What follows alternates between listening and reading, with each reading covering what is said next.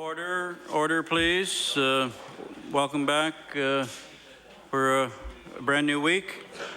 And we'll start with the daily routine, presenting and reading petitions.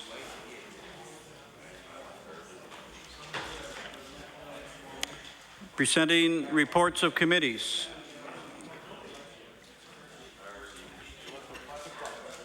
Tabling reports, regulations, and other papers. The Honourable Minister of Education. Thank you, Mr. Speaker. As Minister of Labour and Workforce Development, I beg leave to table the report to the community for the second quarter 2010 from the Workers' Compensation Board. The report is tabled.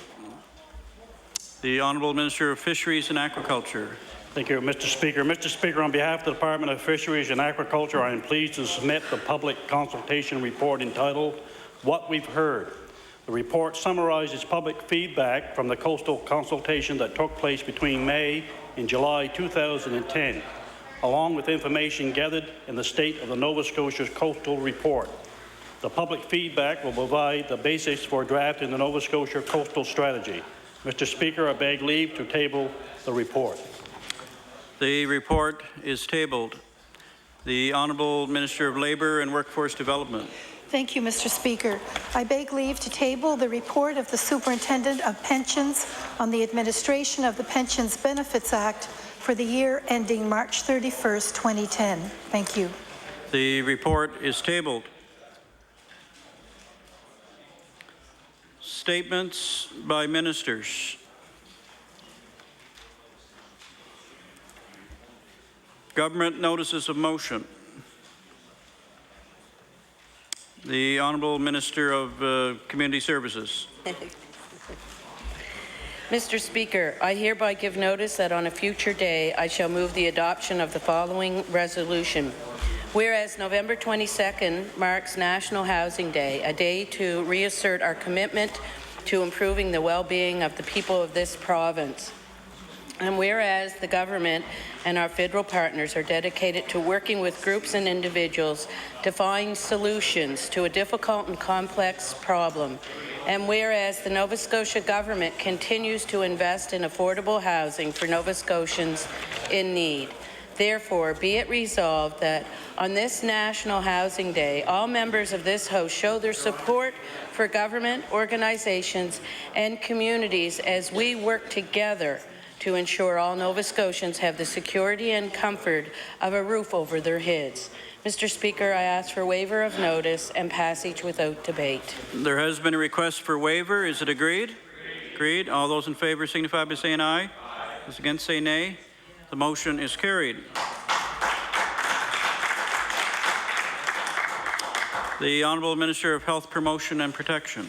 Thank you very much, Mr. Speaker. Mr. Speaker, I hereby give notice that on a future day I shall move the adoption of the following resolution.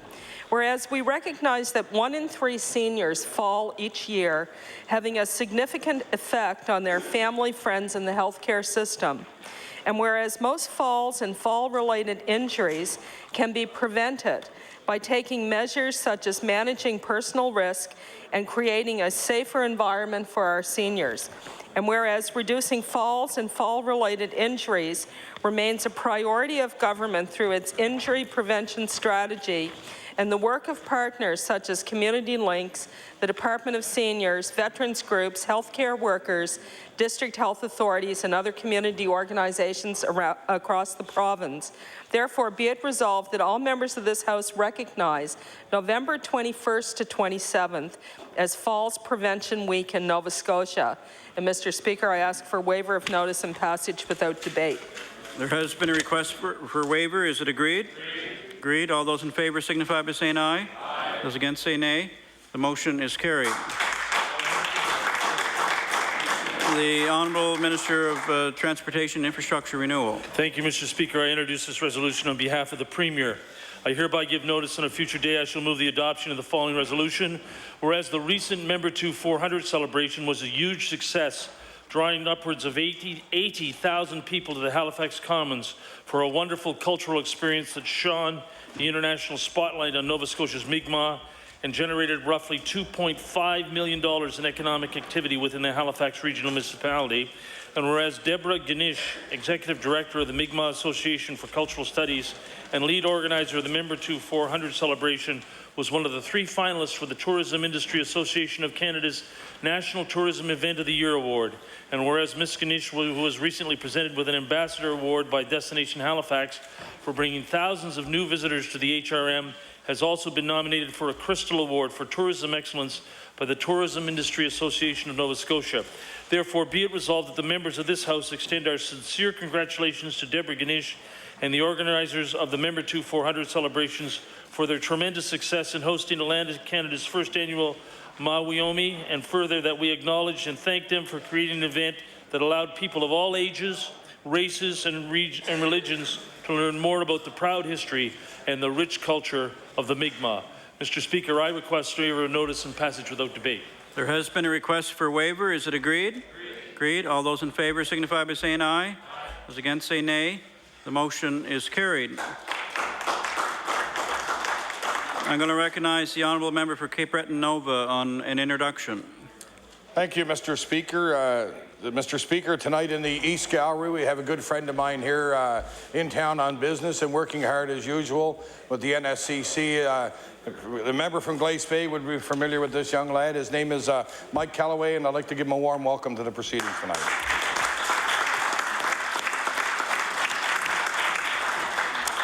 We welcome all our visitors here this evening. Introduction of bills. The Honourable Minister of Health. Thank you very much, Mr. Speaker. Mr. Speaker, I beg leave to table a bill entitled An Act to Regulate Tanning Beds.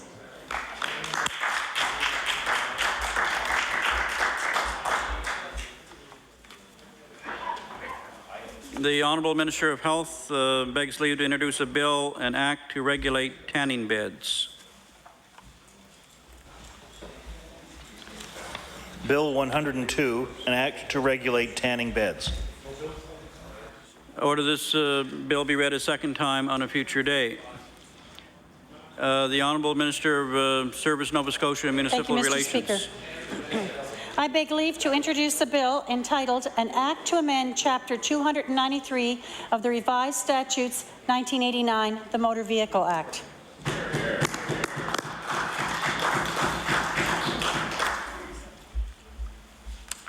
The Honourable Minister of Service, Nova Scotia and Municipal Relations begs leave to introduce a bill, an act to amend Chapter 293 of the Revised Statutes 1989, the Motor Vehicle Act. Bill 103, an act to amend Chapter 293 of the Revised Statutes 1989, the Motor Vehicle Act. Order this bill be read a second time on a future day. Any further introduction of bills? Notices of motion. The Honourable Member for Kings West. Thank you, Mr. Speaker. Mr. Speaker, I hereby give notice on a future day I shall move the adoption of the following resolution. Whereas on November 3rd, 2010, the Kings County Race Relation and Anti-Discrimination Committee held their first anniversary celebration, and whereas Warden Diana Brothers has demonstrated leadership and commitment to this important program to address issues concerning social marginalization, equity, racism, and discrimination, and whereas the Even of Celebrations emphasized the central message of creating a more inclusive community, it was enhanced through the impact of keynote speaker Terry Kelly and the performance by Eastern Eagles, Mi'kmaq drummers and singers. Therefore, be it resolved that members of the House of Assembly congratulate Warden Diana Brothers and her committee for developing a declaration that will make a difference and wish them continued progress in this valued endeavour. Mr. Speaker, I ask for waiver of notice, passage without debate. There has been a request for waiver. Is it agreed? Agreed. All those in favour signify by saying aye. Aye. Those against say nay. The motion is carried. The Honourable Member for Victoria the Lakes. Thank you, Mr. Speaker. Mr. Speaker, I hereby give notice that on a future day I shall move the adoption of the following resolution. Whereas Ingonish borders the 950 square kilometre Cape Breton Highlands National Park and consists of the 5 communities of Ingonish Ferry, Ingonish Harbour, Ingonish Beach, Ingonish Centre and North Ingonish, and whereas the beauty of Ingonish Beach will be on display on Saturday, November 27th as the community celebrates our annual Christmas tree lighting ceremony. And whereas community volunteers Billy Joe Robinson, Shelley Coons, Laurie Ferenz, and Lisa McKinnon got together in early 2009 and decided Ingonish Beach to serve their own Christmas tree lighting ceremony. And as a result, Saturday night ceremony will see a parade of at least 25 floats travel to Ingonish Beach. Therefore, be it resolved that all members of this House of Assembly applaud the volunteer spirit and efforts put forth by Billy, Shelley, Laurie, and Lisa in Ingonish Beach as preparations continue for their 2010 Christmas tree lighting ceremony on Saturday. Mr. Speaker, I request waiver of notice and passage without debate. There has been a request for waiver. Is it agreed? Agreed. All those in favour signify by saying aye. Those against say nay. The motion is carried. The Honourable Minister of Transportation and Infrastructure Renewal. Thank you, Mr. Speaker. I hereby give notice that on a future day I shall move the adoption of the following resolution. Whereas 47 years ago, on November 22nd, 1963, a generation lost its sense of innocence on that day. Whereas on that fateful day, President John Fitzgerald Kennedy was assassinated in Dallas, Texas. Whereas for many of us of that vintage, we can clearly remember where we were on November 22nd, 1963, when we received that fateful news. Therefore, be it resolved that the Nova Scotia Legislature and the young pages present particularly acknowledge the significance of the assassination of John Fitzgerald Kennedy on November 22nd, 1963. Mr. Speaker, I request waiver of notice and passage without debate. There has been a request for waiver. Is it agreed? Agreed. All those in favour signify by saying aye. Those against say nay. The motion is carried. The Honourable Member for Clare. Thank you, Mr. Speaker. Monsieur le Président, à une date ultérieure, je demanderai l'adoption de la résolution suivante. Attendu que le 5e gala de la remise des prix pour la création en Nouvelle-Écosse a eu lieu le 29 octobre 2010 au Pier 21 à Halifax, attendu que la municipalité de Clare a reçu le prix communautaire pour les arts et la culture d'une valeur de 10 000 $ en honneur de ses efforts continus visant à promouvoir la culture acadienne et assurer sa survie, et attendu que les institutions culturelles de notre communauté incluent l'Université Sainte-Anne, le Conseil des arts de la Baie, le Festival acadien de Clare et la nouvelle galerie d'art très carrée, ainsi que les rendez-vous de la Baie. Par conséquent, il est résolu que les membres de cette Assemblée félicitent Jean Melançon, préfet de la municipalité de Clare, pour avoir reçu ce prix prestigieux et souhaite à la communauté un succès continu dans la promotion de la culture acadienne. Monsieur le Président, je demande l'adoption de cette résolution sans préavis et sans débat. Mr. Speaker, I hereby give notice that on a future day I shall move the adoption of the following resolution. Whereas the 5th Creative Nova Scotia Awards Gala was held October 29, 2010 at Pier 21 in Halifax, and whereas the municipality of Clare received the $10,000 Community Arts and Culture Recognition Award honouring municipalities' continuing efforts to promote Acadian culture and ensure that it survives. And whereas our community's cultural institutions include l'Université Sainte-Anne, le Conseil des Arts de la Baie, the Festival acadien de Clare, and the new Trécarré Arts Gallery, along with the Rendezvous de la Baie, therefore be resolved that members of this House of Assembly congratulate Jean Melançon, Warden of the Municipality of Clare, for receiving distinctive honour and wish the community continued success in promoting the Acadian culture. Mr. Speaker, I would ask for waiver of notice and passage without debate. There has been a request for waiver. Is it agreed? Agreed. Agreed. All those in favour signify by saying aye. Aye. Those against say nay. The motion is carried. I just asked members to try to keep the chatter down. I know it's been a few days since you saw one another, but I just would ask that you try to refrain from your conversations. I'll recognize the honourable member for Colchester North.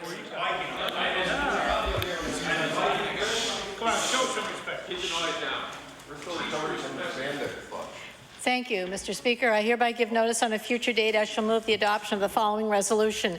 Whereas the Cobequid Pastoral Charge includes the communities of Portapique, Bass River Economy and Five Islands, and whereas the Pastoral Charge has been publishing the Cobequid Outlook monthly since 1975, And whereas this informative bulletin keeps residents along the shore informed of such things as meetings, special events, births, deaths, and anniversaries, therefore be it resolved, all members of this House of Assembly congratulate Francis Eagles from Lower Five Islands, Colchester North, for 35 years as a volunteer reporter for the Cobequid Outlook. Mr. Speaker, I request waiver of notice and passage without debate. There has been a request for waiver. Is it agreed? Agreed. All those in favour signify by saying aye. Those against say nay. The motion is carried. The honourable member for Cole Harbour Eastern Passage. Thank you, Mr. Speaker. And with your permission, I'd like to make an introduction before I do my resolution. Certainly. Thank you. I'd like to draw the attention of the House to the East Gallery. We have three great residents of the wonderful riding of Cole Harbour Eastern Passage. Barb and Mike Gorell have been long-time residents of the passage, as well as friends of mine, and I had the pleasure of receiving lots of help from them during my campaigns. I do have friends. They are here tonight with their son, their fine young man, Alexander Gorell.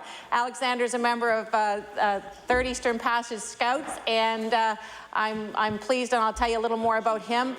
Chief Scout, yes, exactly. See, they gave it up. But if I could ask the House to offer them a warm welcome to the evening's presiding.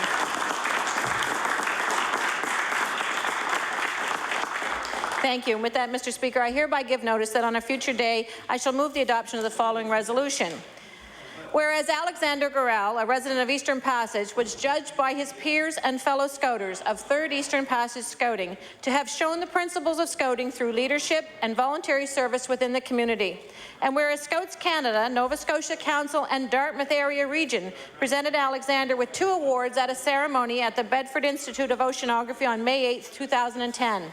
And whereas Alexander has received the Chief Scout Award, which is the highest achievable award at the Scout level, therefore be it resolved that this Nova Scotia House of Assembly commend Alexander Gorell on his dedication to Scouts Canada program and congratulate him for earning his Chief Scout Award on May 8, 2010. Mr. Speaker, I request waiver of notice and passage without debate. There has been a request for waiver. Is it agreed? Agreed. All those in favour signify by saying aye. Those against say nay. The motion is carried.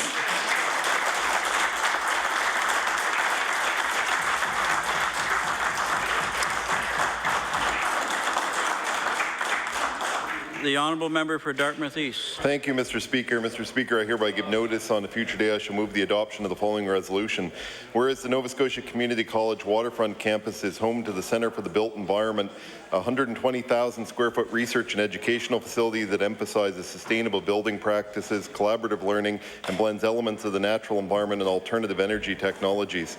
And whereas the centre is the last element of a $123 million multi-year project begun in 2003 to modernize the Nova Scotia Community College system in Nova Scotia.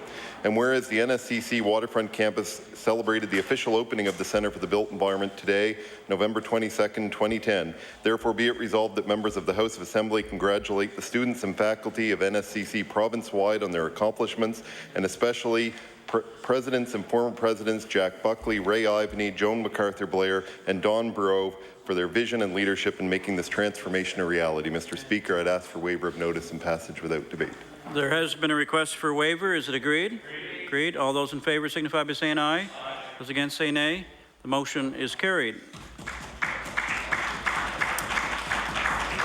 The honourable member for Argyll. Thank you very much, Mr. Speaker. I hereby give notice on a future day as you move the adoption of the following resolution.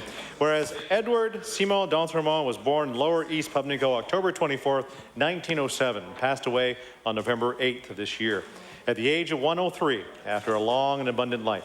And whereas Edward d'Entremont was an industrious man who graduated from Collège Saint-Anne and went on to serve in World War II, and on his return home, established a dental lab and an insurance agency. He drove a school bus, owned and operated guest cottages, as well as becoming postmaster in Lower East Pubnico. And whereas throughout his life, Edward d'Entremont was deeply involved in his church and community, was a municipal councillor for 8 years, and he also served on the executive of many other organizations, committees, and boards. And in 1987, he wrote and illustrated a bilingual book, Whispers of the Past, Les Murmures du Passé, in which he recalled the lives in the Pubnicos in the early years of the 20th century. Therefore, be it resolved that the members of this House of Assembly join me in offering our condolences to his devoted wife of 69 years, Helen, his daughters, Donna, Lucille, and Margaret, their spouses, his grandchildren, and great-grandchildren. Mr. Speaker, I request waiver of notice and passage without debate. There has been a request for waiver. Is it agreed? Agreed. All those in favor signify by saying aye. Those against say nay. The motion is carried. The honourable member for Hammonds Plains Upper Sackville. Thank you, Mr. Speaker. And if I have your indulgence to introduce some folks in the gallery with us tonight. Certainly. Thank you, Mr. Speaker. Tonight, draw the attention to the East Gallery of all members of the House. We have here with us today, we have Miranda Dubé, as well as her mother, Monica Dubé, and Billy Dubé. They are proud parents of Miranda.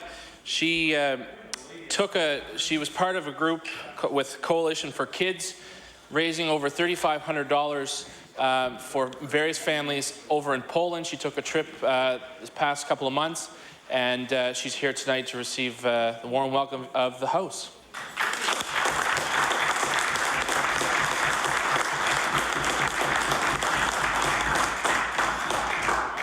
I hereby give notice that on a future day I shall move the adoption of the following resolution. Whereas 17-year-old Miranda Dubé recently traveled on a life-changing 2-week trip to Poland with 4 other teens through Coalition for Kids.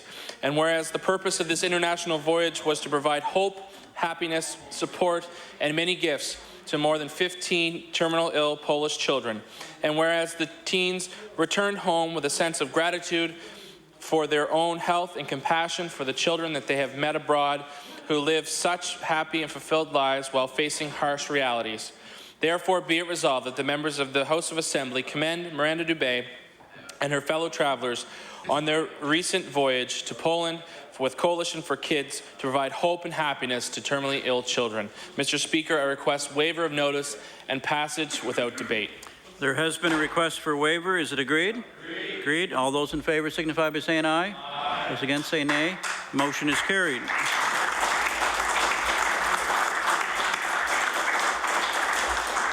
The honourable member for Preston. Thank you, Mr. Speaker. Mr. Speaker, I hereby give notice on a future day I shall move the adoption of the following resolution. Whereas Ken Clancy, a resident of the Humber Park, retired in 1994 from the Department of Education after 26.5 years of service. And whereas approximately 3 years ago, Ken found that he had time on his hands and decided to volunteer at the St. Vincent de Paul Society, among other things, run an emergency food bank out of St. Thomas More Church in Dartmouth. Whereas Ken has gladly delivered food to those in emergency need. Therefore, be resolved that members of this House recognize Ken Clancy for his caring and giving nature and thank him for his unwavering support to those in need. Mr. Speaker, I'd ask for waiver of notice and passage without debate. There has been a request for a waiver. Is it agreed? Agreed. All those in favor signify by saying aye. Aye. Those against say nay. The motion is carried.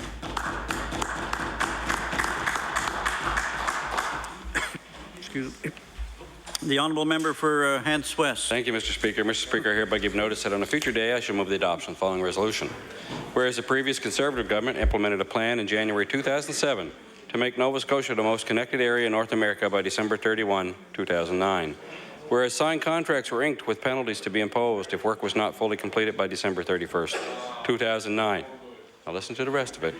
And whereas 11 months past the deadline date, the current NDP government still does not have a firm handle on where high-speed internet is unavailable in Nova Scotia, and refuses to trigger portions of the 2007 contracts, forcing service providers to pay fines if they did not live up to their commitments.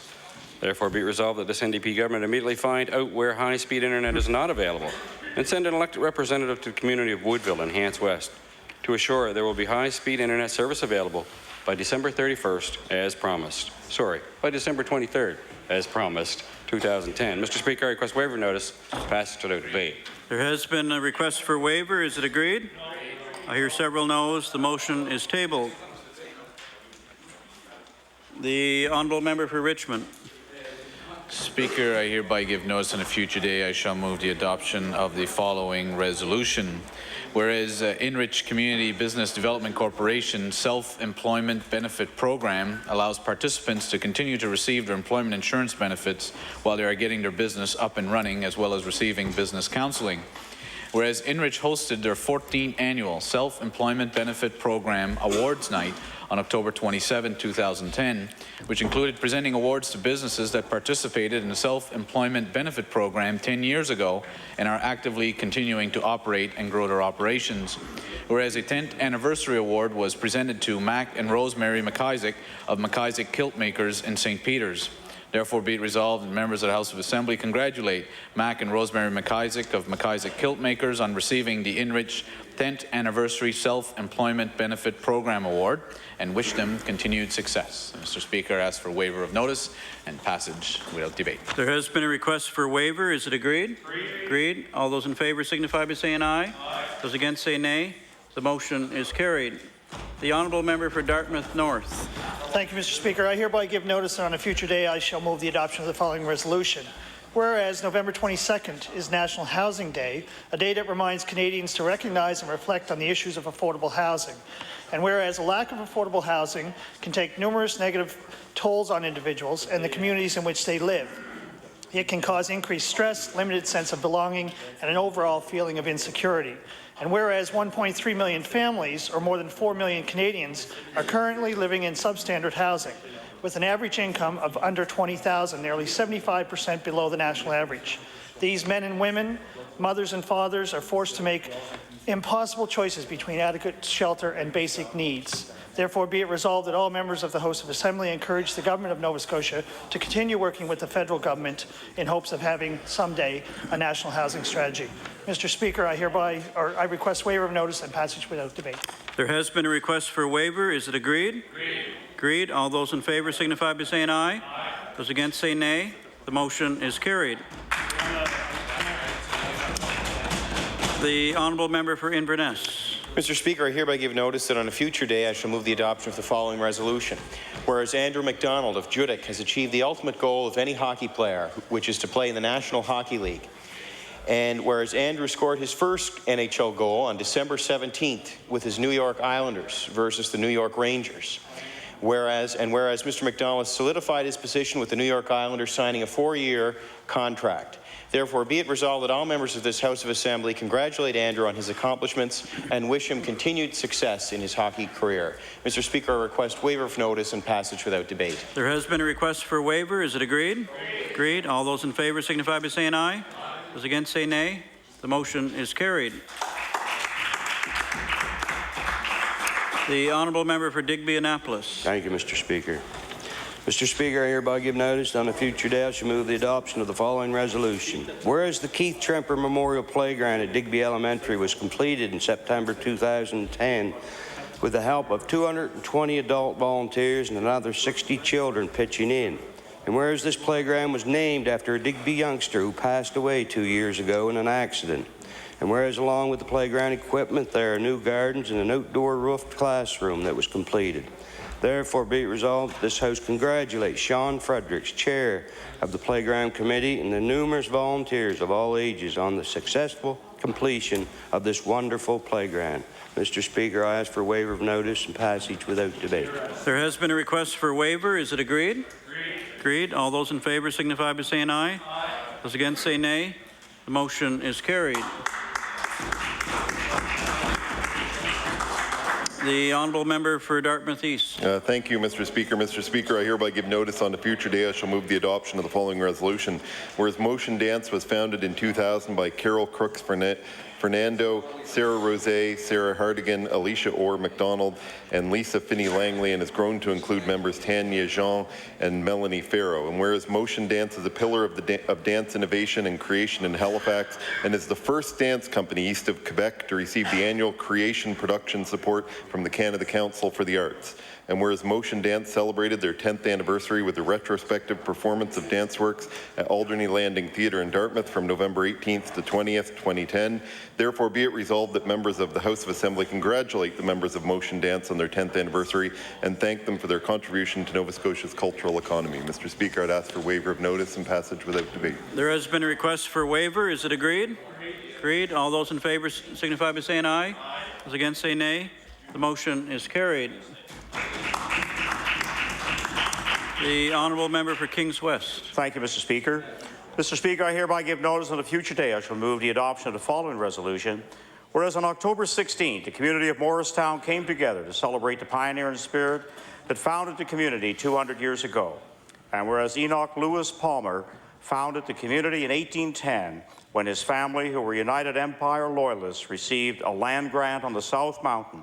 And whereas Enoch Palmer found a suitable place on his land grant to build a log house and married Margaret Robinson, who began a family of 14 children, establishing the historic community southeast of Aylesford. Therefore, be it resolved that members of this House of Assembly commend past and present residents who contributed to the growth and vitality of the Morristown community. Mr. Speaker, I ask for a waiver of notice and passage without debate. There has been a request for waiver. Is it agreed? Agreed. All those in favour signify by saying aye. Those against say nay. The motion is carried. The honourable member for Richmond. Mr. Speaker, I hereby give notice on a future day I shall move the adoption of the following resolution. Whereas the Enriched Community Business Development Corporation Self-Employment Benefit Program allows participants to continue to receive their employment insurance benefits while they are getting their business up and running, as well as receiving business counseling. Whereas Enrich hosted their 14th annual Self-Employment Benefit Program Awards Night on October 27, 2010, which included presenting awards to businesses that participated in the Self-Employment Benefit Program 10 years ago and are actively continuing to operate and grow their operations. Whereas a 10th anniversary award was presented to David Matthews of Matthews Welding and Fabrication in Louisdale. Therefore, be it resolved that members of the House of Assembly congratulate David Matthews of Matthews Welding and Fabrication on receiving the Enrich 10th Anniversary Self-Employment Benefit Program Award and wish him continued success. Mr. Speaker, I ask for waiver of notice and passage without debate. There has been a request for waiver. Is it agreed? Agreed. All those in favour signify by saying aye. Aye. Those against say nay. The motion is carried. The honourable member for Digby Annapolis. Mr. Speaker, I hereby give notice on a future day I shall move the adoption of the following resolution. Whereas the Minister of Transport doesn't want to consider starting to build a new 101 highway between Digby and Weymouth anytime soon in his 5-year rebuilding plan, and whereas the existing #1 highway has been called the 101 for many years, but doesn't seem to get the same service as the other real 100 series highways, like trimming the sides of the roads. Whereas, Mr. Speaker, I've received many calls from constituents on this so-called 101 highway that with complaints of alders growing out into the highway, obstructing the view of motorists and pedestrians, creating concerns for many of these residents. Therefore, be it resolved that the Minister of Transport and Infrastructure Renewal order his department to clear the sides of this so-called 101 highway the same way his department clears the other 100 series highways of this province. Mr. Speaker, I ask for waiver of notice, passage without debate. There has been a request for waiver. Is it agreed? I hear a no. The motion is tabled. Any further notices of motion? If not, I'll recognize the Honourable Government House Leader. Thank you very much, Mr. Speaker. Mr. Speaker, could you please call bills for second reading? Public bills for second reading. Could you please call Bill 97, the Motor Vehicle Act? Bill number 97, the Motor Vehicle Act. I'll recognize the Honourable Member for Clare. Thank you, Mr. Speaker.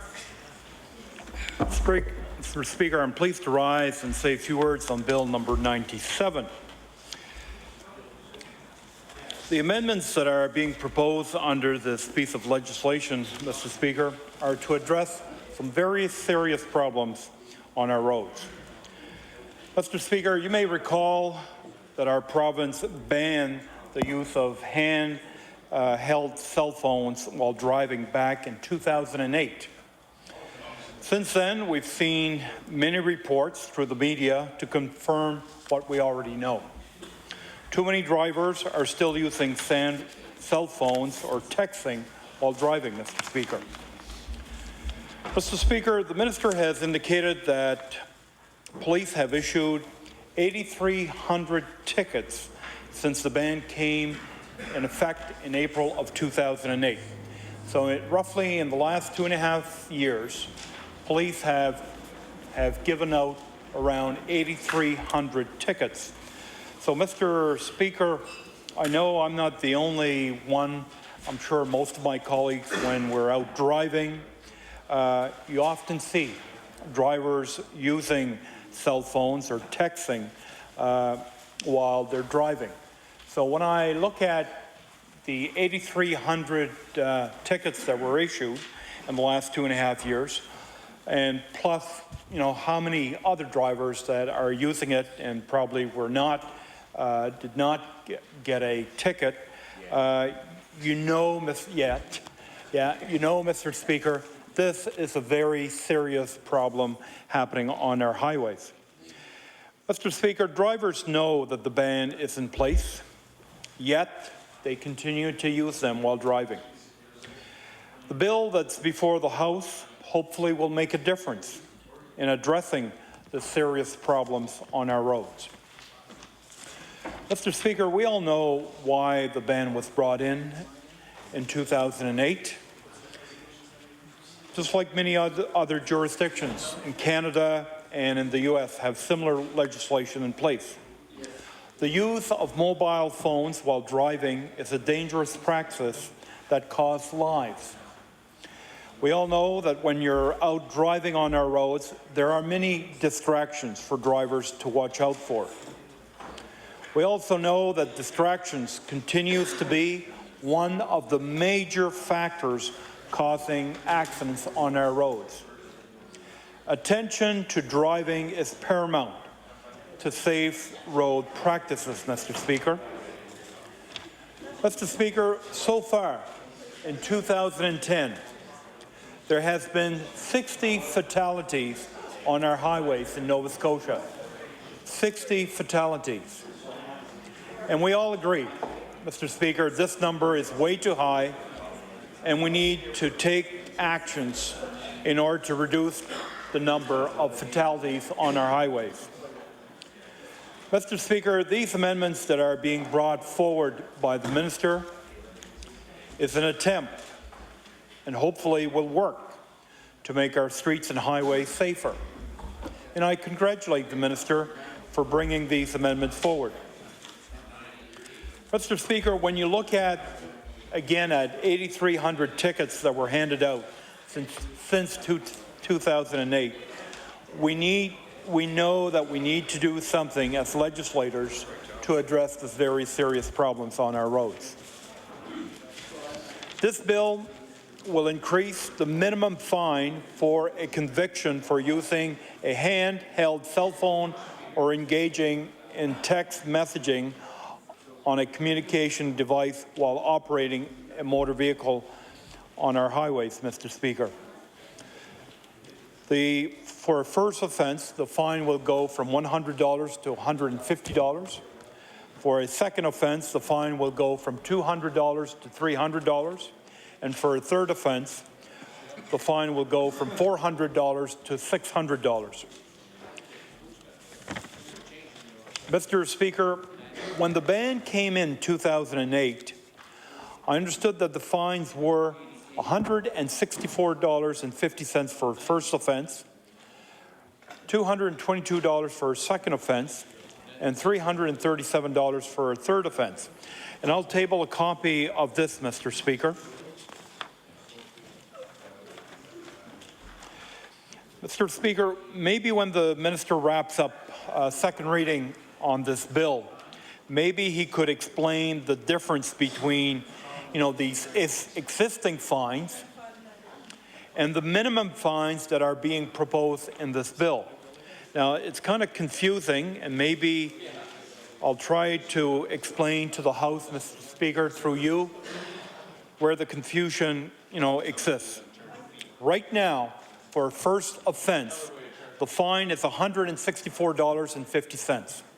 Now, under the amendment that's being proposed, we're saying, well, it's going from $100 to $200. But the existing fine is $164. But under the amendments that are being proposed here, Mr. Speaker, and I know the minister's staff is probably watching this debate tonight, again, the bill makes reference to minimum fines. And again, minimum fine, for first offense. It says from $100 to $150, but it's $150 the minimum fine that an individual could end up paying on a first offense. But again, what's the maximum fine that an individual caught and found guilty for first offense using a cell phone or texting? Again, maybe the minister could clarify to the House when he wraps up second reading on this bill exactly what he means by a minimum fine for these offenses, Mr. Speaker.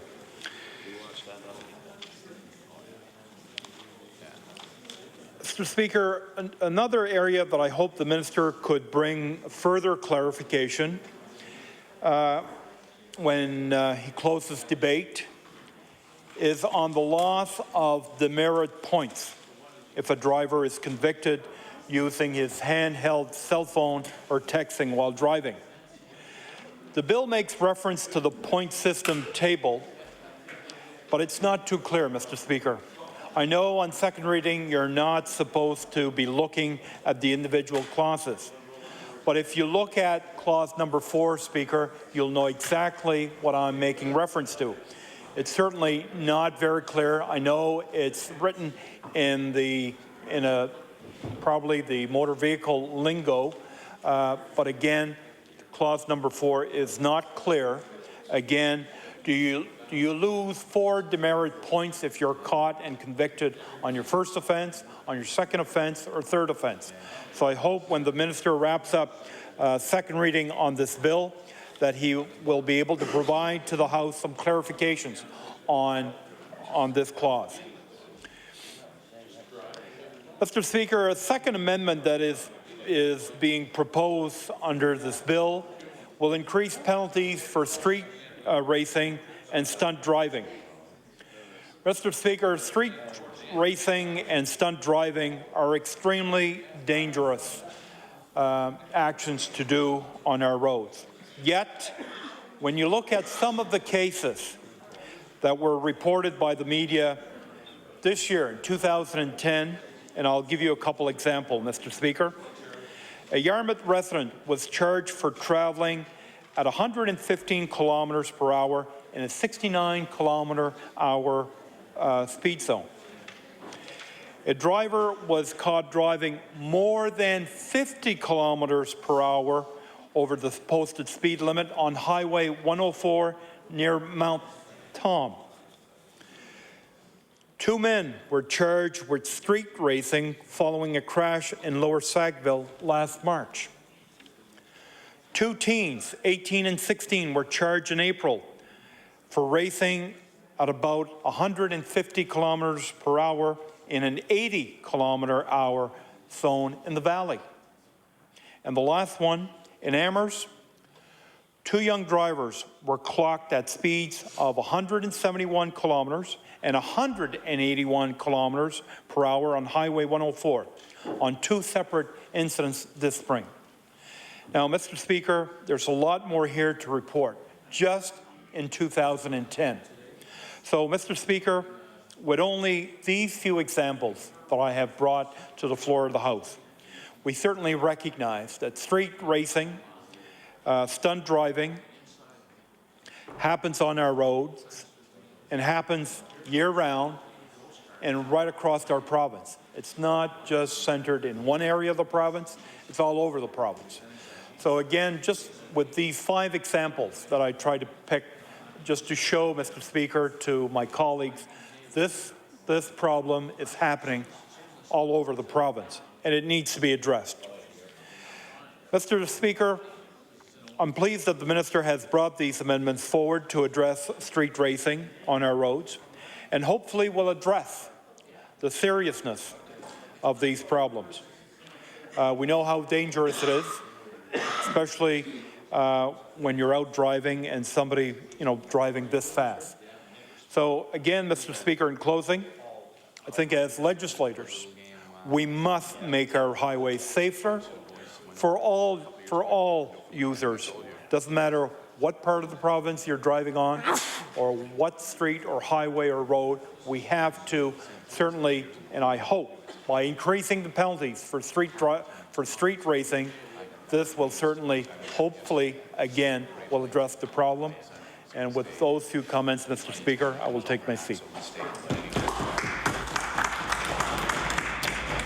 Thank you, Honourable Member. I'll now recognize the Honourable Member for Colchester North. Thank you, Mr. Speaker, and I'm pleased to rise in my place and speak to Bill 97 and amendments to the Motor Vehicle Act.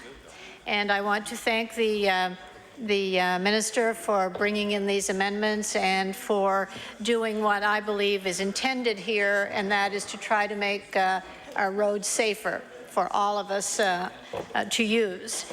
The legislation is really two parts, I would say. It's the one part that deals with the racing and stunt driving, and the other part that the other amendments deal with the use of handheld devices and texting while driving. I want to speak first to the first amendments, which deal with road racing and stunt driving.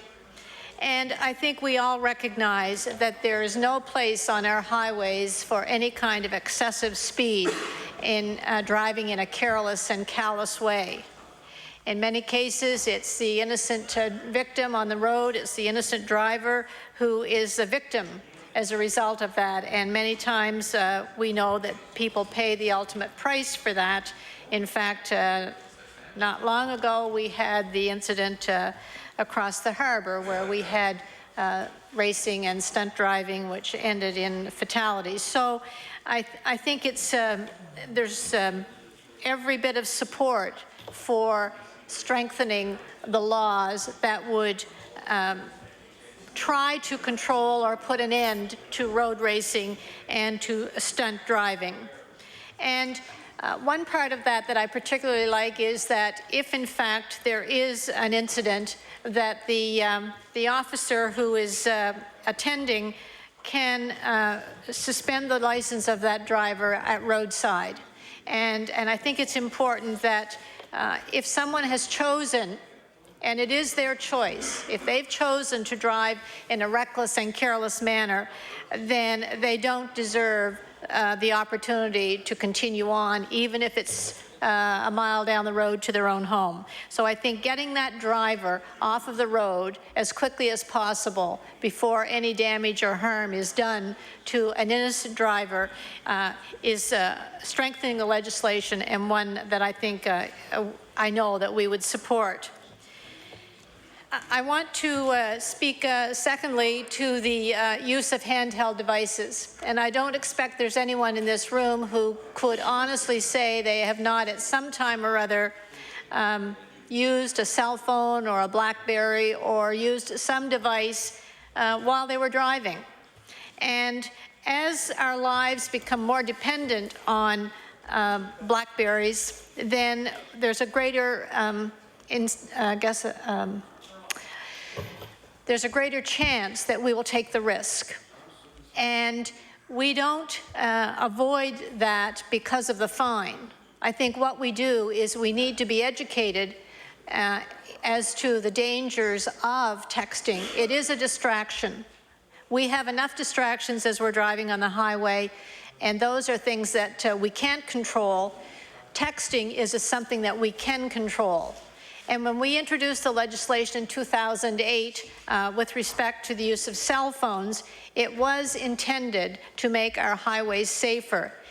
And it was intended to be an education and an awareness for every driver.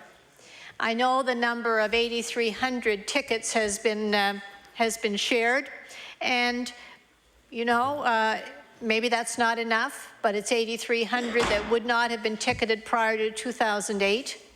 And with any legislation, whether it's with cell phone use or whether it's with the other texting devices, there are two parts. There's a legislation that forbids it. There's also perhaps the most important part, and that is the enforcement or the implementation. And people are very skilled and very crafty, and you know, they try to get off the device when they see the police car.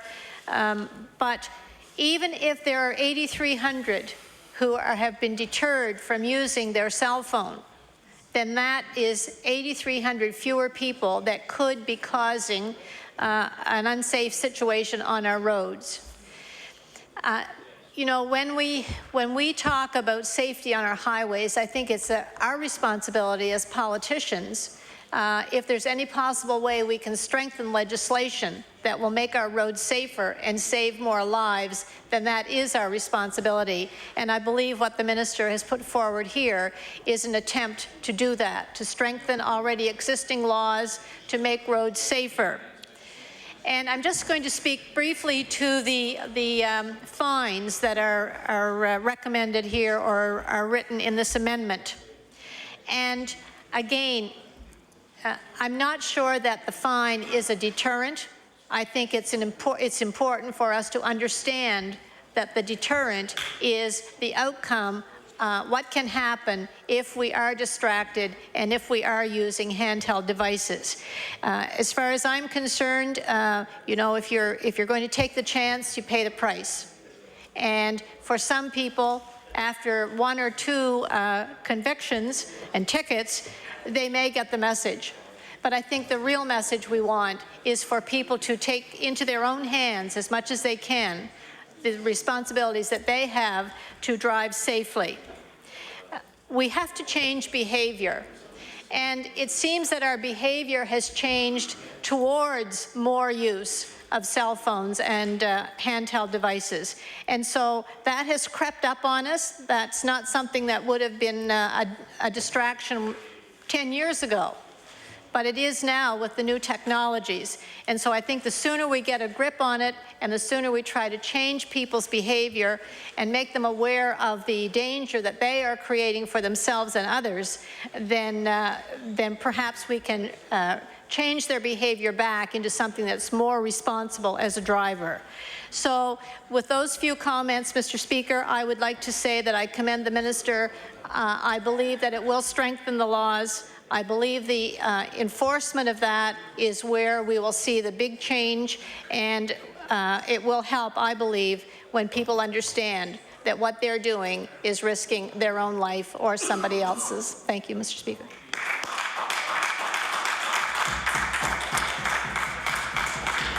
Thank you. I'll now recognize the honourable member for Richmond. Thank you, Speaker. I just rise to make a few comments on Bill 97, and hopefully the minister might be able to provide some clarification on this. But when one looks at the bill, without getting too much into specifics, but it specifically refers to using handheld cellular telephone or engaging in text messaging on communication device while operating a motor vehicle on highway. So there's, from a legal perspective, there's 2 issues here. What is the definition of operating a motor vehicle? And I don't have the Motor Vehicle Act in front of me, so I'm unable to see exactly how it's defined.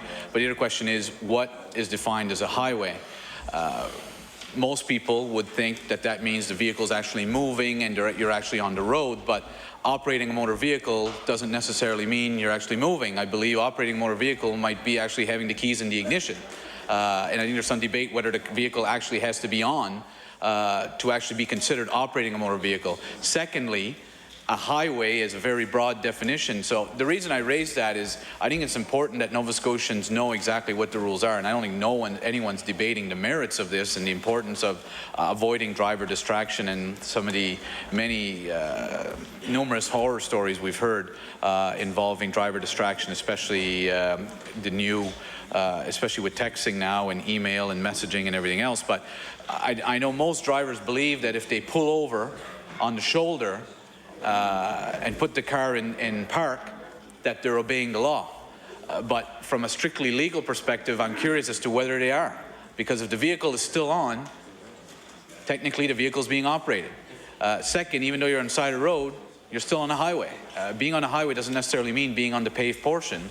It could actually mean as well the gravel shoulder. So I only raise that in the hopes that the minister will work with his staff of making sure in the public awareness campaign that I'm sure will follow with this, that Nova Scotia drivers fully understand, because the last thing I think we want is that anyone who's pulled over side of the road, either with the car in gear or with the brake applied and not moving, who's actually either answering a call or sending an email or responding to a text, would not be actually considered to be in violation of this act. But without clarification on those two specific terms as to how they'll be applied here, those being operating a motor vehicle, the second one being on a highway, I think those two terms specific have to be clarified as to how it applies in this case, because at the end of the day, I'm sure Nova Scotians are looking to abide by the law, but just putting my legal hat on for a minute, I can see where this could create significant problems if someone pulled over inside a shoulder with the vehicle on, possibly still in gear, but with the brake applied,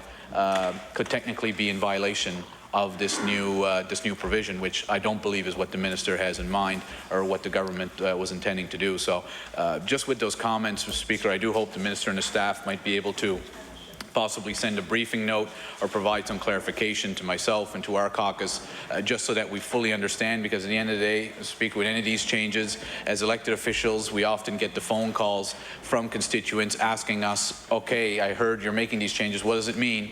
And what do I need to do to respect the law, and will this be considered a violation or not? I think that's information all members of the House should have, and hopefully the minister might be able, through his staff, to provide us with that, because regardless of where you live in Nova Scotia, this is a topical issue, and one which I'm sure that all 52 of us as members of the legislature will be getting phone calls on, and any information the department can assist in that regard would certainly be appreciated. So those are my the only concerns I raise, and certainly hope that the minister will be able to provide some clarification on those specific points. Thank you, Mr. Speaker.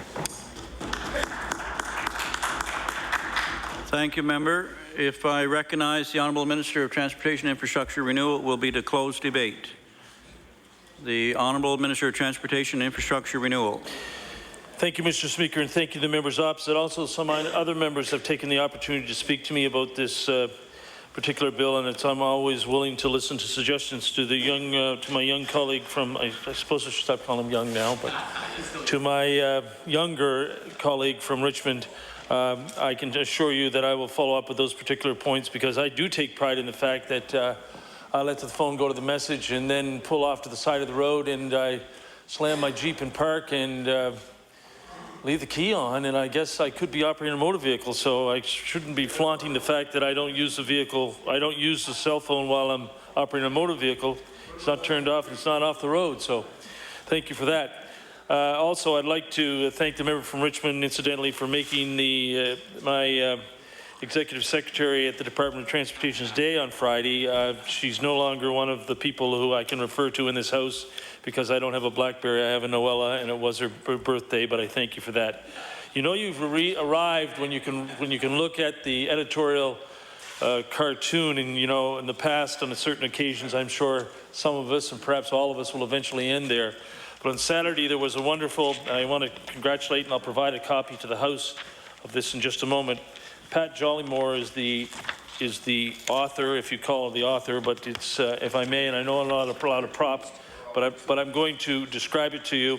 Nova Scotia's Drive, Talk, and Text Bundle, and it shows a picture of a cell phone available soon, and underneath of it, Ms. Jollymore has taken the opportunity to list what a first-minute fine is, a second-minute fine, and a third-minute fine, plus earn valuable points on your driver's license. That is, after all, part of the education process, and one of the pages, if you could table that, if you happen to miss it, it's worthwhile looking at. That's part of the process when it comes to this particular piece of legislation. When or if the bill is passed and with amendments changed to it, it's an attitudinal thing. I particularly look at the comment of my good friend from Colchester North, who makes it very clear that driver distraction is an ongoing concern. That instantaneous generation that I don't belong to, but young people belong to, and the fact they have to know everything immediately. The number of times that some of you stand in here and I'm plugged in listening to your resolutions. The member from Bedford in particular is the Bedford Birch Cove member. When she stands in the House sometimes to do resolutions, I can hear her, if you can listen carefully on your headset here in the legislature, I can hear her BlackBerry ringing on the, or not ringing, but buzzing on the table. So I assure you that it's all, once in a while you can miss a message and it's not a big deal. So anyway, But at least she's not being distracted in the House floor. She's not driving. Anyway, thank you for those comments. And with those few comments, I would like to close second reading of Bill 97 and look forward to this legislation going on to law amendments. Thank you. Thank you, Minister. The question then is for second reading of Bill number 97. Is the House ready for the question? The question's been called. All those in favour signify by saying aye. Aye. Those against say nay. The motion is carried. Bill number 97, an act to amend Chapter 293 of the Revised Statutes 1989, the Motor Vehicle Act. Order this bill be referred to the Committee on Law Amendments. The Honourable Government House Leader. Thank you, Mr. Speaker. Mr. Speaker, could you please call Bill number 95, the Consumer Reporting Act? Bill number 95, the Consumer Reporting Act. I'll recognize the Honourable Minister of Service, Nova Scotia and Municipal Relations. Thank you, Mr. Speaker. Mr. Speaker, I rise to move second reading of Bill 95, amendments to the Consumer Reporting Act. This bill is a housekeeping measure. Mr. Speaker, Service Nova Scotia and Municipal Relations has a collection service division which collects debts owed to the province. And these are things like fines or fees. These amendments to the Consumer Reporting Act will give our department access to personal information, such as social insurance numbers, that we need to track debtors accurately. Mr. Speaker, we will get this information from consumer reporting agencies like Equifax and TransUnion. And I would like to add that I did meet with Equifax today. They came down and spent the morning with my department, and I met with them this afternoon. And we will use it to make sure we're contacting the right people. We've had this access to this information informally for years, and this simply formalizes the arrangement. Mr. Speaker, Nova Scotians are concerned about the security of their personal information, and I share that concern. And I want to assure you, Mr. Speaker, that all personal information is protected by the Freedom of Information and Protection of Privacy Act once it's in government's hands. Having this information will help us collect money that's owed to the province. It will enable us to be more accurate and more efficient. We are currently pursuing 75,000 debts. Now, I can't give an exact dollar figure because people are always paying and there are new debts added all the time. But I'm very safe in saying that there are millions of dollars owed to the province and that we will be able to collect. When people pay us back, Mr. Speaker, that money goes into important social programs like our health care and our education. So this bill will help us get back to balance and live within our means. Thank you, Mr. Speaker.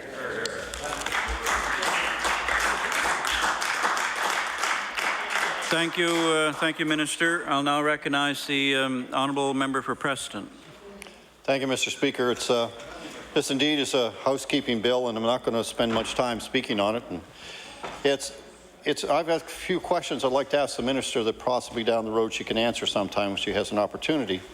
I'd just like to know how much money the province is presently owned that this will help owed, that the province will be able to collect, or hopefully be able to collect with this, and indeed, what percentage of those outstanding uncollectibles at the present time does the minister believe that will be collected, been using this information?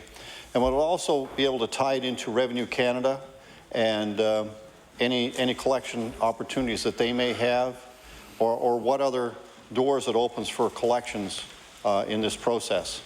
Being former minister of the department you now are in, I understand how many bad debts there are and how many people that just simply don't want to pay the bill even sometimes when they can. I think this is a positive thing. There's not a whole lot in the bill, but I think it's a positive thing. If we can collect some more money and use it in other places in the province, that's always very positive. So hopefully that we'll do some of that. And I'd also like to know in the maintenance enforcement section of, will this also help maintenance enforcement? Because that's one thing we see all the time in our area, people trying to get maintenance back, whether it's a man or a woman now, it's either way. That's a serious problem that is affecting children that directly in homes, in people's private homes, that if indeed this does help, that will help too. So those few words, those few questions, hopefully the minister can answer those at some time in the future. We will be supporting this bill. Thank you. Thank you, member. The honourable member for Inverness. Thank you, Mr. Speaker. And the Conservative members of this House will look further at this bill, and we will likely look to be supporting it. I would caution that we must be very careful in sharing personal financial information, the personal financial information of our citizens. We do agree that government should expect those citizens who owe it money to pay that money, whether it be taxes, fines, or other debts, and they should pay this money in a timely fashion. This bill will provide the provincial government with timely access to social insurance numbers of those indebted to it. We are prepared to support this legislation because it basically clarifies a right government already has. That being to provide because we provide social insurance numbers as citizens of this province to Revenue Canada, to banks, credit unions, mortgage companies, among others. So it seems sensible that this information could also be used by the province in the collection of debts.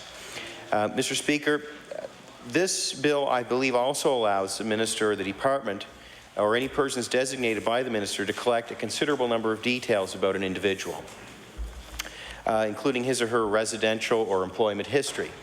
And in today's internet age, and keeping in mind the Auditor General's concerns raised last week about internet security and identity theft prevention capabilities, we would just like to highlight the value of and the importance of government addressing those concerns. And we should also mention that I believe the Minister's Department was recognized for being a department in government that had a very secure method of data storage and protection of people's personal information. So provided that government makes every possible effort to protect information and ensure it does not find its way into the wrong hands, we are pleased on this side of the House to be supportive of this bill. Thank you, Mr. Speaker. Thank you. I'll now recognize the honourable member for Richmond.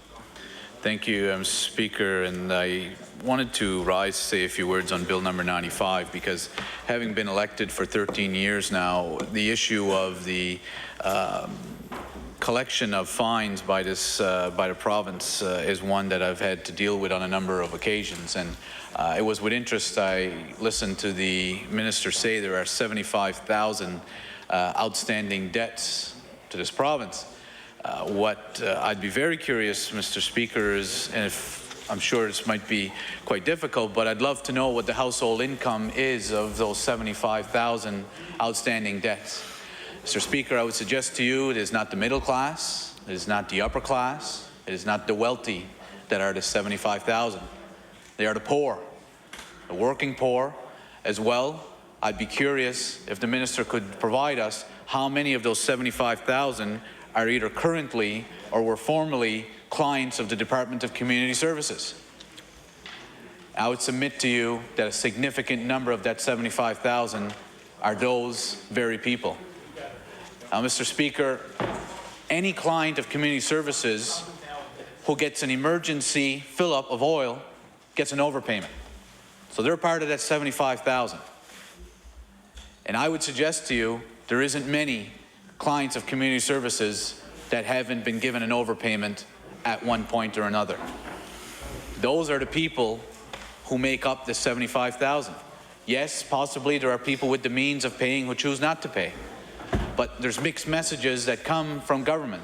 Now, it's still early in this government's mandate, and we'll have to wait and see, but previous administrations of all stripes have written off large debts owed by companies to our province.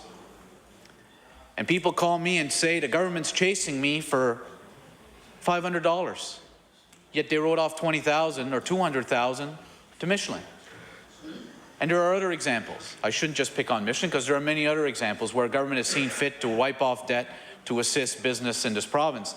Yet for individuals of very modest means, what a message it sends.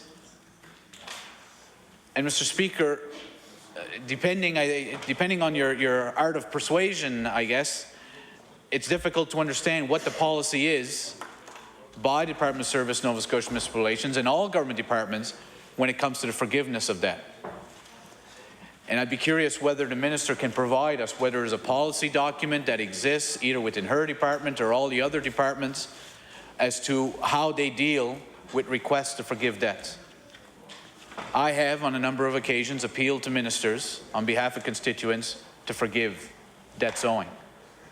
And without getting into specific details, I made a recent request not long ago, first to the Minister of Service, Nova Scotia Municipal Relations, because they're the agency that actually collects the debt on behalf of all government.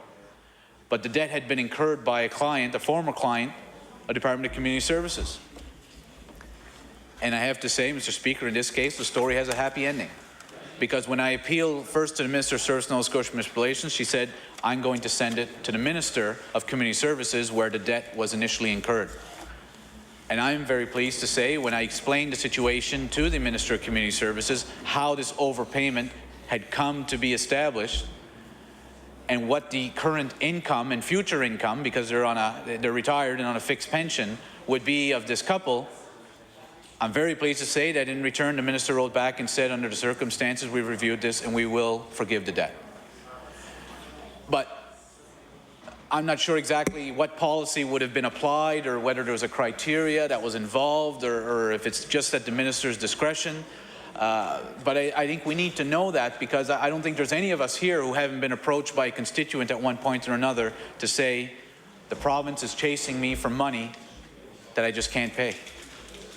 So when we talk about this issue, I think we have to keep in mind that we have to look at the issue of poverty when we look at this. Because yes, there are, as I mentioned, there are people who probably have the means, but for whatever reason decide they're not going to pay their speeding ticket or other fines that they may have accrued. But in many cases, Mr. Speaker, these are the poor of our province.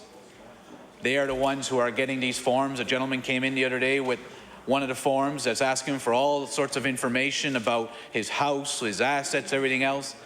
Mr. Speaker, we've heard the term of you can't get blood out of a rock. And we, as a province, we have to recognize that. Someone who's on a fixed income over the age of 65 and you want to chase that person to pay a debt, they can barely make ends meet the way it is right now and run a home and possibly a vehicle, let alone pay an overpayment they may have gotten while they were on community services. So I would hope that if the government's going to be balanced in their approach, it's important with this bill that yes, they are giving themselves better mechanisms to be able to collect debt and collect information about people who owe money, yet there's no indication of any sort of compassionate consideration of these 75,000 individuals. And again, I'd be curious, and maybe the minister has a means of doing this, maybe she doesn't, but one would be, how many are clients of the Department of Community Services of these 75,000? And that shouldn't be that hard to find out. There must be a database that would give that. Second, how many of the individuals of these 75,000 have claimed financial hardship, being they feel they are unable to pay this debt? And then let's look at those numbers.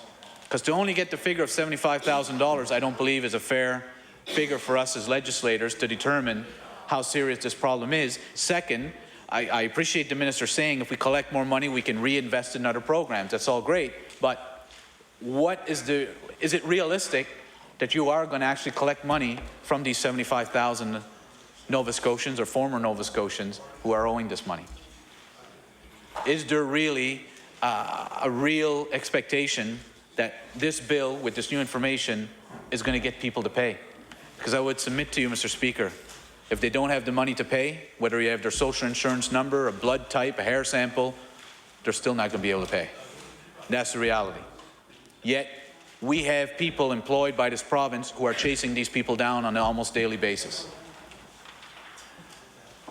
I'm reluctant to use the word harassing, but that's certainly what comes to mind.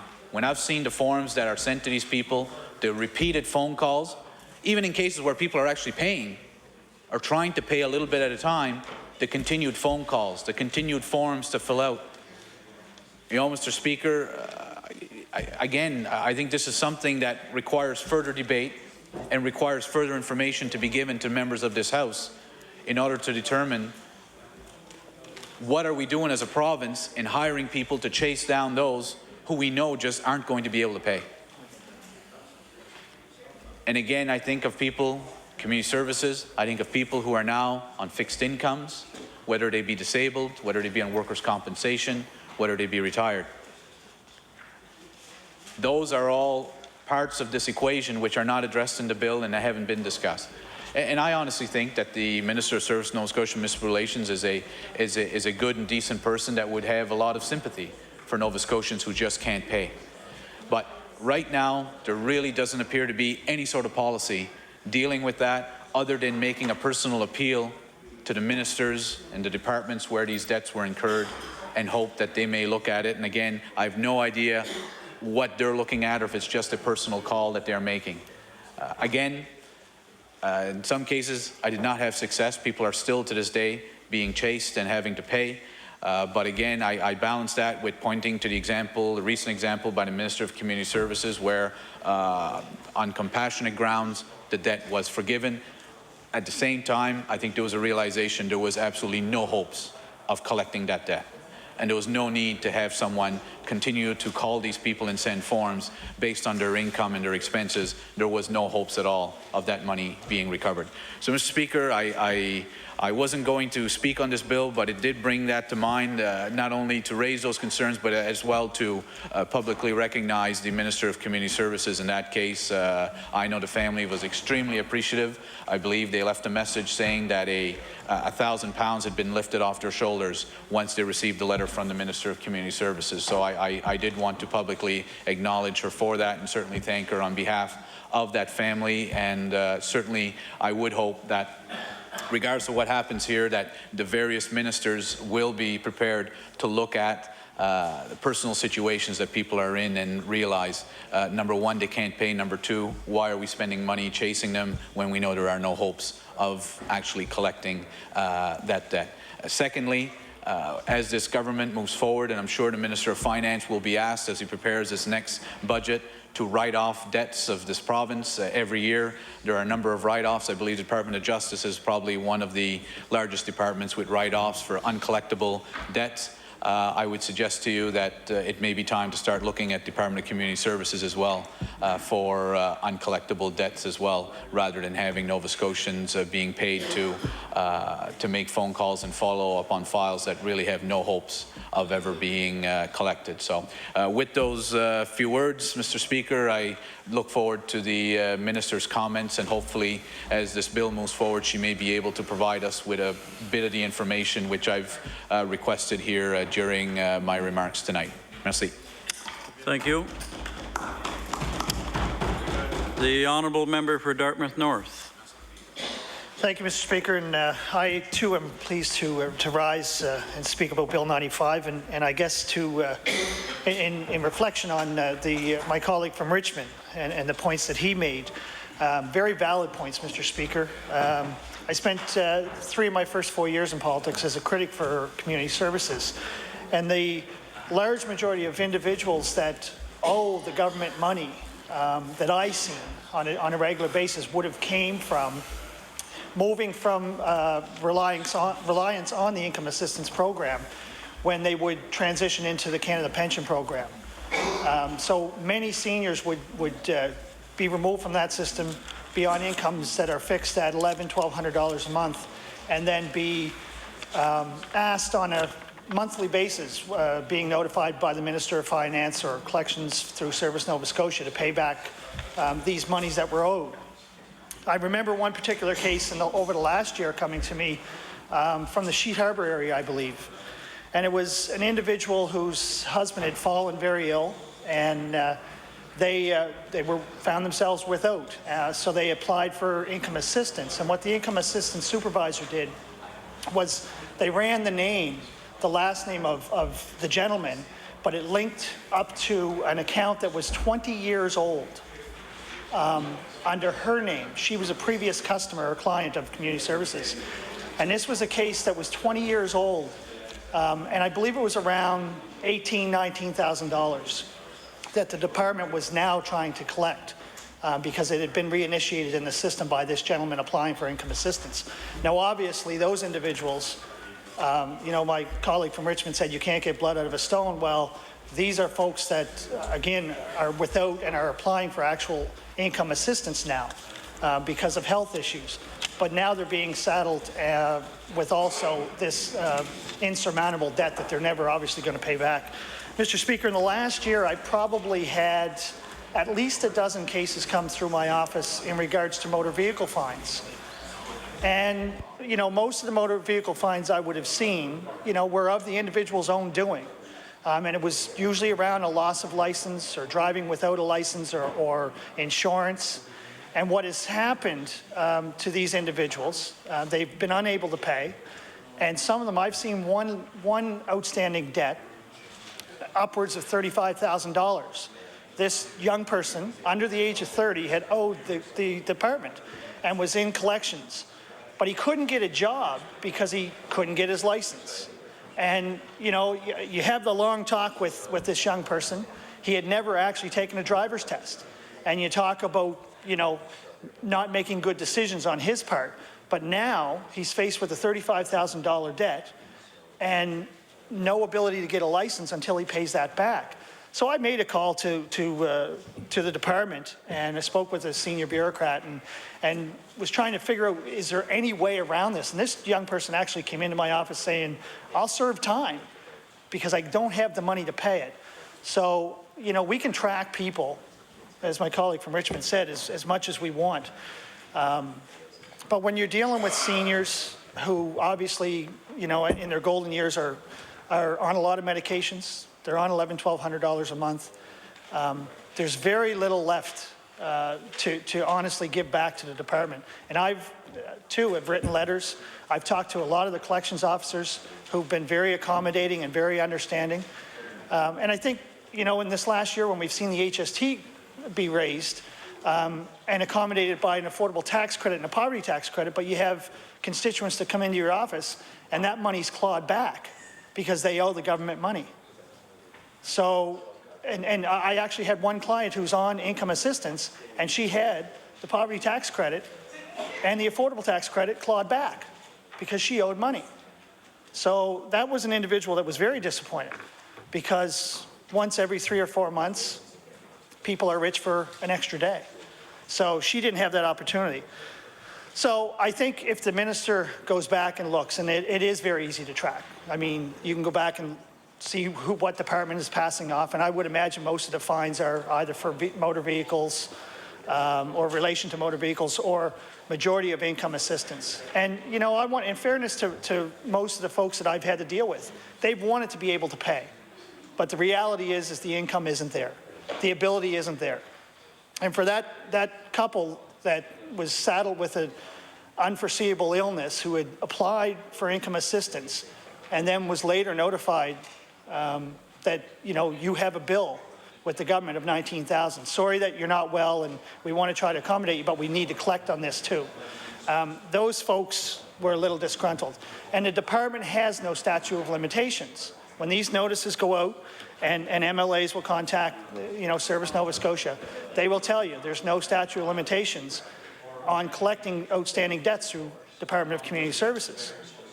And I remember a couple years ago, you know, the then Premier MacDonald saying, you know, we'll leave no one without, we'll help anyone, and it was around the home heating and the fact that the public have to be aware that any individual that goes for that extra help, whether it be on a power bill or for oil, and it goes down as an overpayment, or it's a special need or, you know, a damage deposit, that goes down as overpayment. There is outstanding debts.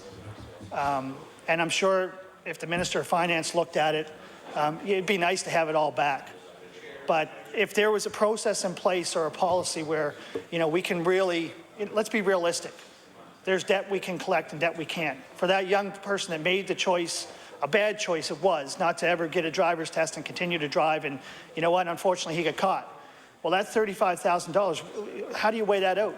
He's not going to be able to have a job because he can't have a license. But we're never going to get that $35,000 back either.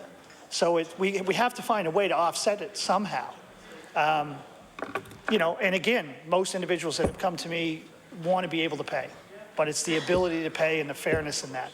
And when you move from IA into Canada Pension, it's not very much more money, Mr. Speaker. However, the fact that we're trying to collect, and I believe if you look at the 75,000 debtors, majority of them have gone through that process and just simply can't do it. So we need to be realistic. You know, I think it's a good amendment. I think it will help, hopefully. But I think in all reality, when we look at each situation, our collection officers are going to run up and run into the same situation. So thank you, Mr. Speaker. Thank you. If I recognize the Honourable Minister for Service Nova Scotia Municipal Relations, it will be to close debate on Bill number 95. The Honourable Minister for Service Nova Scotia Municipal Relations. Thank you very much, Mr. Speaker. One of the things I'd like to start with before I close debate would be to talk about that it's incumbent upon us as a province to collect our outstanding debts. But that being said, this amendment is housekeeping in that it's going to give us the ability to get the social insurance numbers from 2 service providers. The reason we want to have that SIN number is to make sure that we're targeting the right person. So some people might be getting calls over the last number of while, and we're finding out it's not the person that owes the money. So using the SIN number, we're able to make sure that the person who owes the money is the person that we're going to be asking to repay the debt. I used an example the other day that in Cape Breton, for example, there's many surnames that are the same. So, for example, the name John McDonald, I know so many myself. So we want to make sure that the right person gets yeah, they're not that we're not. And I don't want to use this word, but I will, that we're not harassing the wrong person. We want to make sure. Now, some people that do owe money, it's hard to find out where they are. So we're going to use that information to make sure that we're able to get that. Now, one of the questions this evening is where is that debt? Who are the 75 people? Most of that outstanding debt, the big amounts, are in the Justice Department. Now, one of the things that one of the reporters asked me last week is, are we going after small amounts? No, these are the big debts that are owed, and we are working very carefully. When we find out the person, the department will work with them very carefully. We are not going to be making people who have no means pay back the money. We are going to make sure that, but we find out that information. The other thing is that if you have a person that wants to pay back their debt, has fallen on hard times and wants to set up a payment program, that we can do that. It's very important that we do this respectfully. This is why we have that amendment, to make sure that we have the right person. That would be the most important thing. And these are the big debts that are owed to the province. And I know that people in Nova Scotia, if a person has broken the law and has a fine or a debt, and they keep accumulating debt, that there has to be a mechanism in place that they've broken the law and they have to pay back their debt. So with that, I thank all of my colleagues for sharing their points with me. If I haven't answered all of those questions that came forward, I would gladly do that outside these chambers. And with that, I close debate. Thank you.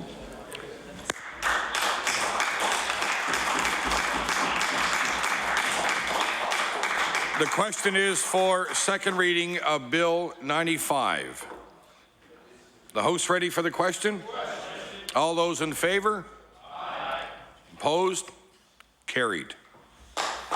Bill number 95, an act to amend Chapter 93 of the Revised Statutes 1989, the Consumer Reporting Act. Thank you. Order this bill be referred to the Committee on Law Amendments. I will now recognize the Honourable Government House Leader. Thank you, Mr. Speaker. Mr. Speaker, could you please call Bill 98, the Solemnization of Marriage Act? Bill number 98, Solemnization of Marriage Act. I will now recognize the Honourable Member for Preston. Thank you, Mr. Speaker. Oh, okay. Order, please. I will now recognize the Honourable Minister for Service Nova Scotia Municipal Relations. Thank you very much, Mr. Speaker. Someone must have a great deal of interest in marriage on the opposite side there. Mr. Speaker, it is my pleasure to move second reading of Bill 98, amendments to the Solemnization of Marriage Act. Now, Mr. Speaker, this Act governs the legal requirements for getting married in Nova Scotia, including the issuance of the marriage license. Since 2000, marriage licenses have been sold by appointed staff of Access Nova Scotia and HRM customer service centres. There are also some appointed private deputy issuers in some communities. Frequently, the need arises to appoint or revoke the appointment of deputy issuers. Currently, these require an order in council, which can create undue administrative burden for staff and executive council, as well as service gaps while appointments are waiting to be approved. Mr. Speaker, the proposed amendments would allow the registrar the authority to appoint deputy issuers of marriage licenses in Access Nova Scotia and HRM centres. Mr. Speaker, this amendment will also help reduce the administrative burden and allow for more timely appointments. Thank you. The honourable member for Preston. Thank you, Mr. Speaker. First of all, I'd like to say I've been here a long time in the Nova Scotia Legislature. This is the shortest bill I've ever seen. I think we're changing 1, 2, 3, well, 3 words in it and 1 number. I can understand where the minister is coming from with this. It's just a book housekeeping operation. I was surprised why you had to bring it as a bill, why it couldn't have been just a change in policy within the department. And it must be it's just a real short bill. It just makes sense to do this, and with those few words, what a real short. And my colleague, Almost as short as the bill. almost, and my colleague beside me here made a good point. He said, "I hope the marriages aren't as short as this bill." So, with those few words, I'll take my seat.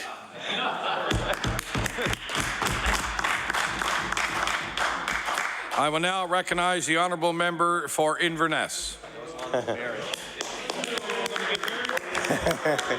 Thank you, Mr. Speaker. Mr. Speaker, order, please. Order. The honourable member for Inverness has the floor. Mr. Speaker, we don't need anything in this province slowing down the number of marriages that are taking place, so we are supportive of this bill.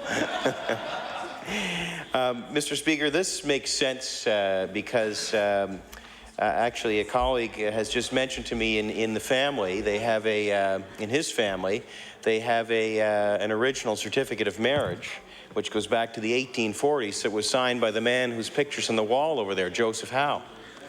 And that was back in the day when it was actually signed off, I guess, by the registrar at the time.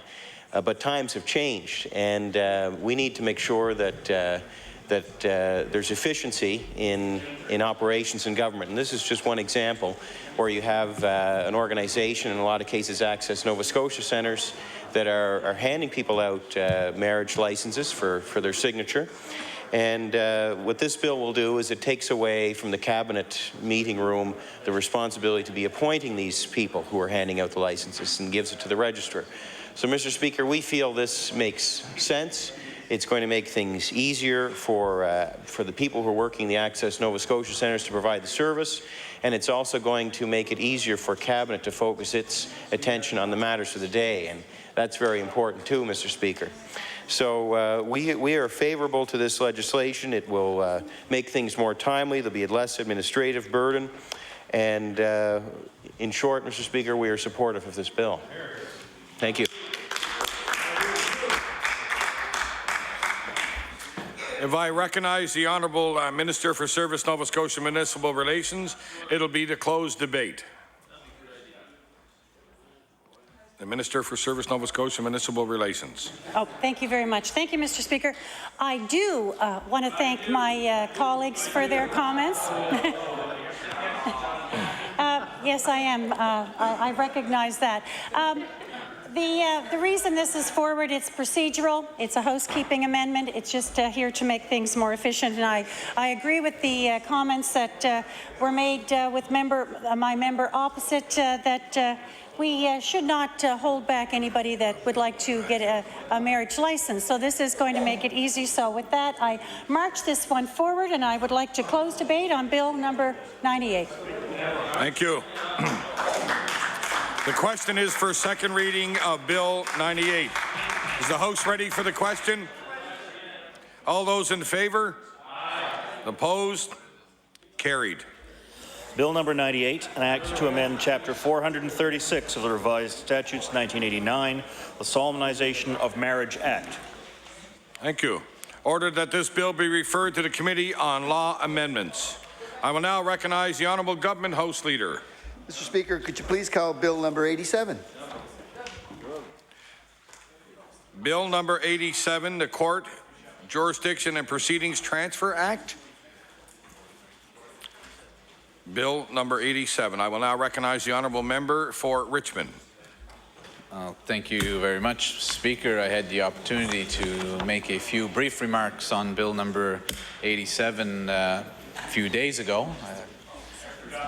Yes, the Minister of Finance tells me he forgot, so I will take the opportunity to review a few of the comments I made and a few of the concerns that I have with exactly what this government has been presenting us for legislation. And we just finished with a bill, ironically, that my colleague from Preston made the claim that it was the shortest bill he had ever seen, and I would direct his attention to Bill number 87, because he will be shocked to learn it's even shorter than the bill that he was just speaking on. In fact, it is only 2 clauses, and it is a total of 60 words. I mentioned earlier I believed it to be a green bill in the sense it was environmentally friendly due to the brief nature of the bill, that it only takes up 1/4 of 1 page. Speaker, again, it's very clear that Bill 87, just as Bill number 98, are bills that could easily have been brought in under a Justice Administration Act. They are non-controversial, they are not overly significant changes, and they could have been wrapped into one bill. Unfortunately, it's very clear that the government House Leader, and I'm sure the Premier, is trying to tell Nova Scotians what a productive session they've had, and wanting to have yourself, the Speaker, and the clerk stand here at the end of the session and rhyme off all of the bills that have been passed as proof of the hard work done in this chamber. And I want to take the opportunity as justice critic to point out a few of the issues which I think we should be debating in this chamber on behalf of Nova Scotians that is not being brought forward by this government. Mr. Speaker, one of the justice issues which I hadn't had the opportunity to speak too much on, I've raised it in the House here and wanted to review a little bit on what's been taking place with the issue of temporary absences.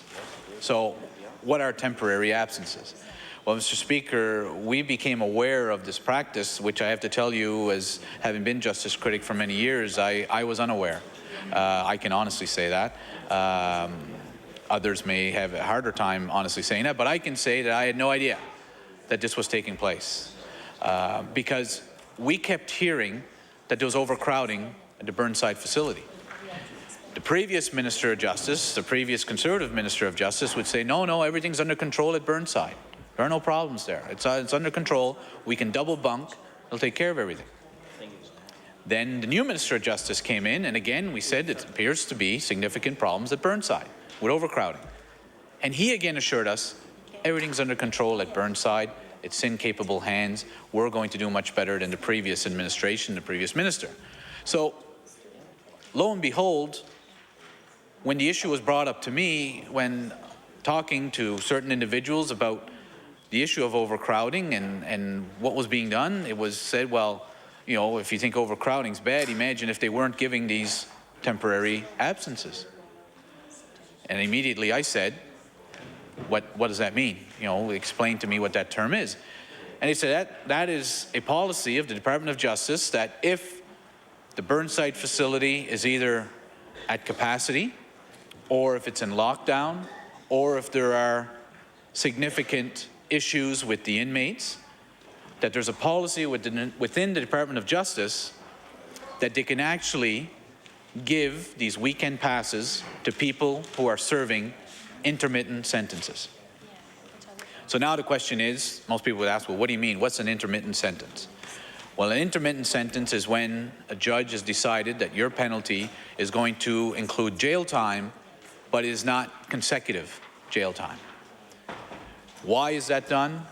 In many cases, it's where the judge decides that the offense you've committed warrants jail time, but the judge balances that out with the need for you to provide for your family, the severity of the offense, a whole host of factors. So it's not uncommon in our province that the judge may say, you are being sentenced to 10 weekends in jail. So what happens under that case is people are expected to report to the facility, I believe it may be at 6 o'clock Friday night, and be discharged 6 o'clock or 7 o'clock Monday morning. That's considered a weekend sentence. But from Monday to Friday, you can continue going to your job if you're working, or in some cases possibly you can stay home depending on what your circumstances are. But obviously the judge has felt it important enough to say what you've done, the offense you've committed deserves jail time, and I'm going to sentence you to weekend sentences. So when we found out about this practice, the question was, how long has this been going on? Is the minister aware of this? And especially when it comes to Burnside, where it's been front and center with the problems of overcrowding, when we've had ministers tell us everything's okay, how many these get out of jail free passes were being given? So if we're to look back at how this issue evolved, I believe that one day following Cabinet, the Minister of Justice was asked, sir, what is a temporary absence? And are you aware that your Department of Justice has been issuing these get-out-of-jail-free passes to Nova Scotians under your watch? If I'm not mistaken, the minister's reply was, I have no idea this practice was taking place. He said he was unaware of it. The Minister of Justice shakes his head no, so I'm sure we'll be more than happy to bring him the article which indicates that he was unaware. I haven't seen him ask for a correction from that article, but he indicated he wasn't aware of it. His policy was, you do the crime, you do the time. And lo and behold, since he's been minister, over 1,000 of these passes were given out. So at the time, and in question period, Mr. Speaker, you'll recall, I asked on a number of occasions for the minister to tell us, when did you become aware of this practice? Unfortunately, I know he had a lot he wanted to say in his answers, but he never did get around to actually answering that specific question, because I know the minister clearly had a lot of stuff he wanted to put on the record, and I certainly respect that. And maybe one day he will decide to stand in his place and answer that specific question. But to date, I have been unsuccessful in getting the minister to tell me exactly when he found out. But I have to say, and I'd be remiss, again, trying to be balanced. I think in my earlier debate and my compliments to the Minister of Community Services, I tried to be very balanced in my debate, and I'll be balanced again tonight in saying that as much as it was difficult to believe the current minister saying he was unaware of this practice, it was really hard to believe when the former minister said that he was unaware of the practice. Now, Mr. Speaker, having been the justice critic under both of these ministers, I'm certainly well aware of some of the unfortunate circumstances that took place in our Justice Department over the last number of years, which caused a great deal of disruption in our justice system, and I would say force Nova Scotians to question and possibly lose confidence in those administering our justice system in this province. But the previous minister, the honourable member for Cape Breton North, when asked about this practice of temporary absences, said, I had no idea this was taking place under my department. Yet the numbers show, under his watch, over 1,000 of these passes were being issued per year.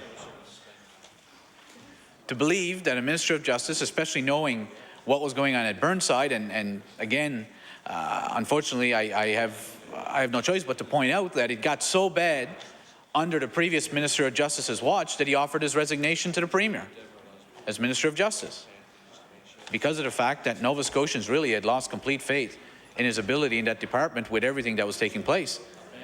we all know the Premier didn't accept his resignation, and I find it quite ironic now to hear him now stand in his place and question the current Minister of Justice and call on him to show leadership and say that he's unable to serve in his capacity as Justice Minister. So if I were the Minister of Justice, I'd probably take those comments with a grain of salt, coming from the former minister in light of what's taking place. But Nova Scotians are really left to wonder, why was this practice taking place? And second, why did no one, neither the former minister or the current minister, acknowledge it?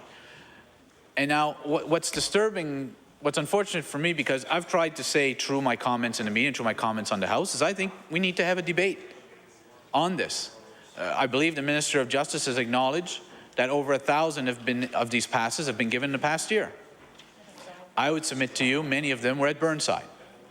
And I believe we should be debating, what's the alternative? Is there a better way, rather than what I would suggest is the easy way out of just sending them home for the weekend, rather than having to find a solution of where to put them when the jail is overcrowded? My question is, what else could we do? Is there anything else we could do to respect the fact that a judge has decided that that individual should spend a weekend in jail? And I have to tell you, Mr. Speaker, from all the stories, and I haven't had the opportunity to visit the facility, but from the stories I hear at Burnside, I know that I'd never want to have to spend a weekend at Burnside, even for a weekend sentence. Because I believe a judge gives that as a deterrent to tell an individual, you've committed an offense. I believe spending so many weekends at Burnside will be a deterrent for you to commit crime again. But if the Minister of Justice, when they show up at Burnside, says, no vacancy, go home for the weekend, it flies in the face of what our judges are trying to do in the province. So my point has been, let's have a debate on this. And I don't expect that the Minister of Justice should be alone in trying to find a solution. I believe I've offered. Let's sit down, let's talk about this, and let's see, are there other solutions? Do we not have any buildings under the province's administration that might not be being used right now that could possibly be converted at a reasonable price? I'm sure finances are always an issue, but is there another way? Instead of encouraging that type of discussion, the Minister of Justice said, whoa, this practice goes back to the 1980s. So why question me about it now? Well, Mr. Speaker, as I said earlier, we also know of other practices that took place at provincial institutions in the past that no one would want to see repeated today. So I certainly don't put much merit in the Minister's argument of stating that it happened in the past. What's the problem with it now? Mr. Speaker, we are seeing more and more violent crimes taking place. We are seeing it amongst our youth. We're seeing it amongst all age groups. And whether the numbers show they're up or down, we're hearing the stories, and Nova Scotians naturally are concerned about it. And I think Nova Scotians expect that the government and us as legislators will do everything we can to support our police, support our prosecutors, support our judges at keeping our streets safe and trying to make sure that offenders do not reoffend. But what message does it send when they show up at a correctional facility and they're told, no vacancy, go home? Now, Mr. Speaker, our Public Accounts Committee raised the issue with the Department of Justice and requested that they answer a number of questions, specifically around the Burnside facility. But from what I can see from the response, it appears to be more of a province-wide numbers that have been provided by the Department of Justice rather than at that specific facility. And with all due respect, I believe there's an intention in that because there's been an effort to try to downplay the problems at Burnside, the problems of double bunking, the problems of overcrowding. And again, just to, with all due respect to the Minister of Justice, when I say we should be having a debate about what the solutions are, he has said the solution is the new North Nova, I believe is how it's called, North Nova Correctional Facility. Well, the problem with that is that it's 2 to 3 years away. Possibly could be longer, depending on weather conditions, depending on tenders, everything else. Now, there's another issue as well, not to get sidetracked, but we've now discovered that this government in the summer signed an historic agreement